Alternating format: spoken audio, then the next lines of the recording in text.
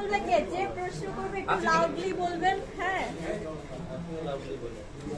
মিলন ভাই কোথায়? মিলন ভাই কোথায়? এক্স্যাক্টলি আমি এই মিলন ভাই প্রশ্ন করেন আপু। আচ্ছা আজকে কি জানেন যে শিশির ভাই মিলন ভাই পা গাড়িতে পড়ে গেছে? এই যে এখন শিশির ভাই যখন বের হয়ে আপু প্রশ্ন কে করবে বের করতে কার কাছে করব? আপুর কাছে না ওর কাছে আমার কাছে না সব ওর কাছে।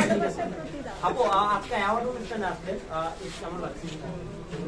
আলহামদুলিল্লাহ খুবই ভালো লাগছে। অ্যাওয়ার্ড শোগুলোতে অ্যাটেন্ড করতে আমি পছন্দ করি, তবে বিশেষ করে যে অ্যাওয়ার্ড শোগুলোতে আমি নিজে অ্যাওয়ার্ড পাই সেখানে তো যেতে আরো বেশি ভালো লাগে। আপনি কি আউট পেয়েছেন নাকি? না, ওর তো প্রথম ছবি।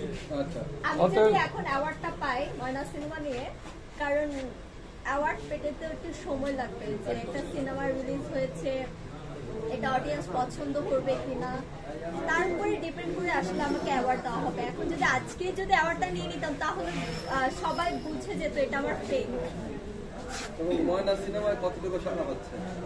আলহামদুলিল্লাহ অনেক ভালো, অনেক ভালো, অনেক ভালো। কারণ যে সময়টা আমার ময়না সিনেমাটা রিলিজ হয়েছিল বাংলাদেশের অনেক জায়গাতে আসলে আন্দোলন চলছিল, তার উপরে আমাদের রহমতের একটা দিন ছিল, সবে বরাত। তো সেই হিসেবে আমি চিন্তা করছিলাম যে সিনেমা যেহেতু হলে এসেছে, হলে অডিয়েন্স যাবে, কিন্তু এত ভালো রেসপন্স পাবো এটা আসলে আশা করি। একজন নতুন আর্টিস্ট হিসেবে আমি মনে করি এটা আমার জন্য লাভ, কারণ আমি দেখেছি যেহেতু আমি একদমই সিনেমার বড় পর্দার জন্য একদম নতুন ফেস, তো হলে দর্শক টেনে আনাটা আমার জন্য খুবই টাফ। তো সেই অনুযায়ী সেক্ষেত্রে আমার কাছে মনে হচ্ছে যে আমার কিছু ফ্যান্সরা আছে, আমার কিছু আলাদা অডিয়েন্সরা আছে যারা আমাকে সাপোর্ট দিয়েছে, এবং সেই সাপোর্ট অনুযায়ী আলহামদুলিল্লাহ আমার অডিয়েন্সরা মানে দর্শকরা হলে এসেছে এবং অনেক প্রশংসা পেয়েছি এই সিনেমা নিয়ে। আপনারাও তো দেখেছেন তাই না? মজা সিনেমায় কাজ করেছেন, অনেক সিনিয়র আর্টিস্ট ছিল, কেমন লেগেছিল সেই অনুভূতিটা?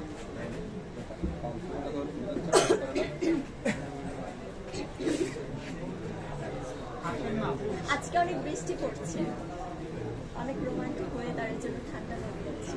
আপু অনেকেই বলছে যে রাজদীপার এই ময়না সিনেমার মাধ্যমে বাংলা সিনেমা জগতে আবারও রূপালী পর্দায় শাবনূরকে দেখা যাচ্ছে, মানে আপনার ক্যারেক্টারটা শাবনূরের সাথে তুলনা করা হয়েছে, এই বিষয়ে যদি কিছু বলতেন। কথাটা শুনে ভালো লাগলো। দেখুন শাবনূর আপু স্টার, সুপারস্টার, তো তার সাথে আসলে তুলনা করাটা আসলে আমি মনে করবো যে আমি নিজেকে আমি তাকে ছোট করছি। শাবনূর আপুকে আমরা সবাই ফলো করি, আমি কিন্তু ছোটবেলা থেকে শাবনূর আপুর অভিনয় দেখে কিন্তু বড় হয়েছি এবং মনের মধ্যে স্বপ্ন গেঁথেছি যে আমি সিনেমার নায়িকা হব।